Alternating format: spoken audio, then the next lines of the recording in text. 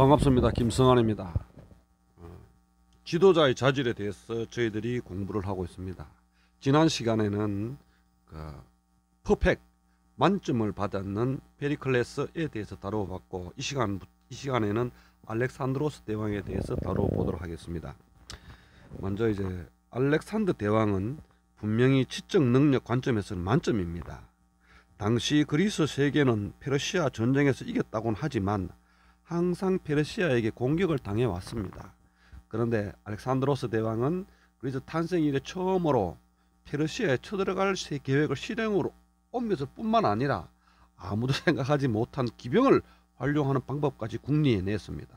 그리고 아군은 10배가 넘는 규모의 페르시아 군과 싸워 압승했으니 확실히 천재라고 할 수 있습니다.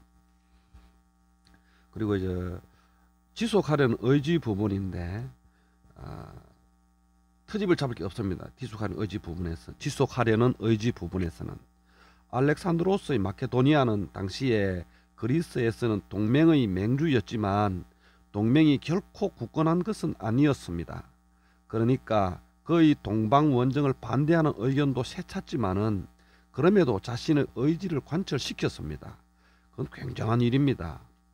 하지만 냉정하게 바라보고 엄격하게 말하면 알렉산드로스에게는 말로 설득하는 능력이 부족했다고 할 수 있습니다. 그렇다고 설득력이 전혀 없었던 건 아니지요. 왜냐하면 그리스에서 동방 원정에 소극적이던 사람들이 많았는데 그 나름대로 처리를 했기 때문입니다. 그렇긴 하지만 역시 그는 말보다 행동이 강한 사람이었습니다. 위험한 지역에서는 스스로 나아가서 싸웠습니다. 물이 없어 병사가 괴로워하면 자신도 물을 마시지 않고 함께 괴로워했다는 이야기도 전해질 정도입니다. 그러니까 분명히 이제 자기가 솔선수범하면은 부하들이 따른다는 그런 측면에서 무장으로서는 훌륭한 일입니다. 중요한 일이기도 하지요. 그래서 그의 부하들은 멀리 인도까지 함께 갔습니다. 하지만 그런 모습의 알렉산드로스에게 심취하는 것은 그의 행동을 가까이서 보고 있는 사람에게만 한정됩니다. 행동도 중요합니다. 그러나 역시 수많은 인간을 움직이려면 말로 설득하지 않고서는 어렵습니다. 그런 의미에서 알렉산드로스에게는 100점을 줄 수가 없습니다. 또한 지적 능력이 뛰어나고 지속하려는 의지는 강했어도 그는 자신의 비전을 실현하기도 전에 33세의 나이로 죽어버렸습니다. 그 같은 의미에서 육체적 내구력은 100점 만점을 매길 수 없습니다. 먼 길의 원정에서 체력이 많이 소모했을 것이라고 정상 참작은 하지만 70점밖에 안 됩니다. 70점밖에 줄 수 없습니다. 또한 자기 제어 능력이라는 사실에 대해서도 점수를 많이 주고 싶지만 유감스럽게도 그는 5대 그리스인의 통례와 다르지 않게 과음을 해버렸습니다.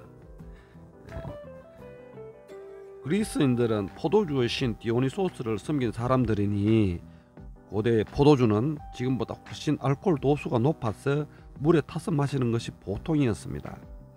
술을 좋아하는 것 자체를 크게 나쁘다고 할 수는 없지만서도 알렉산드로스의 경우는 가끔 자신을 제어하지 못할 만큼 취했습니다. 그래서 술에 취한 상태에서 충고하려는 친구를 죽여버렸다는 등 좋지 못한 소문도 많습니다.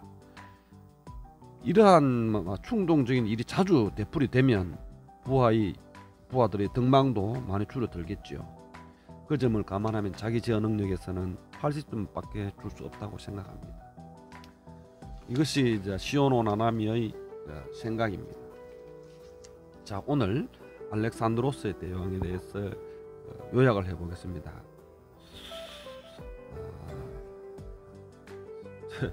알렉산더 대왕은 어느 정도 인문학적 소양을 갖추고 있었습니다. 이분은 스승을 아리스토텔레스로 모시고 있었는데 아리스토텔레스의 학원에서 의학이라든가 철학, 윤리학, 종교, 논리학, 역사학, 제왕학, 정치학, 형이상학, 시, 연극, 음악 등 많은 것을 배웠습니다. 그 당시에 이제 배울 때가 13세였죠. 그리고 이제 이분한테는 여러 가지 인문학적인 이야기가 두 가지 정도가 나오는데, 아르테미스 여신 신전에 대왕을 초상을 그릴 때였습니다. 아펠레스가 그렸는데, 아무리 봐도 알렉산더가 보니까 자기를 닮은 것 같지 않거든요. 그러니까 시큰둥하게 말을 했습니다.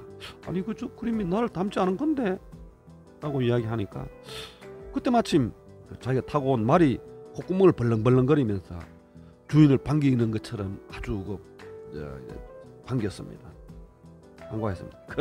그러자 이 양반이 그림을 보는 눈이 주인보다 낫구먼 이라고 했습니다. 이러한 농담을 받아낼 정도의 배포가 있었던 것이죠. 그리고 이제 애첩이 판카테스라는 여자였는데, 이 양반이 아펠레스하고 사랑에 빠져버렸어요. 알렉산더 대왕이 너무나 예뻐가지고 누구도 모델을 그려달라고 했던 것입니다. 그런데 둘이 사랑에 빠져가지고 둘이서 이제 살게 됐는데, 거기에 대해서도 이 대항하는 자세가 참 멋있었습니다. 아름다움의 진가를 알아주는 데는 나보다 자네가 낫지? 라고 배포 있게 그렇게 이야기를 했었습니다. 그러니까 또한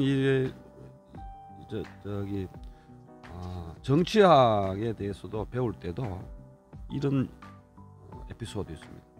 피리를 더 잘 부는 사람한테 피리를 주어져야 한다 하고 하는 이런 평등 의식과 정의가 항상 그의 마음속에 있었던 것이죠. 그러니까 이런 정의로움과 평등 의식, 그리고 인문학을 좋아하는 그런 인문학적 소양, 이런 부분들이 거의 장점이라고 할 수 있습니다.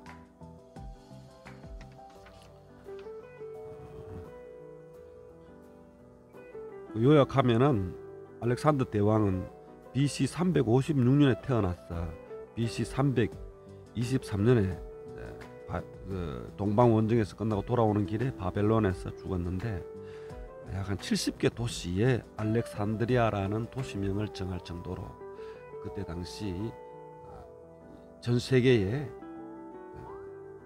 그리스 문화와 문명이 퍼지는데 많이 도움을 준 사람이에요.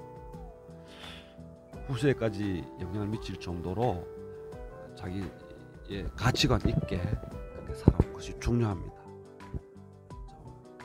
이상 오늘 수업 마치고 다음에는 한니발에 대해서 알아보도록 하겠습니다.